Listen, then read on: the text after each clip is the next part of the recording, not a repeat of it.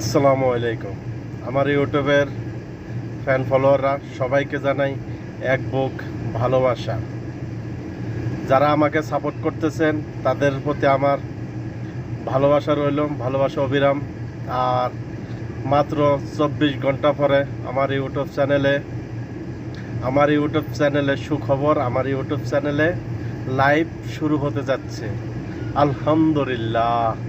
যারা আমাকে সাপোর্ট করতেছেন, যারা আমার পাশে আছেন, তাদের প্রতি আমার এক বুক ভালোবাসা, ভালোবাসা অবিরাম।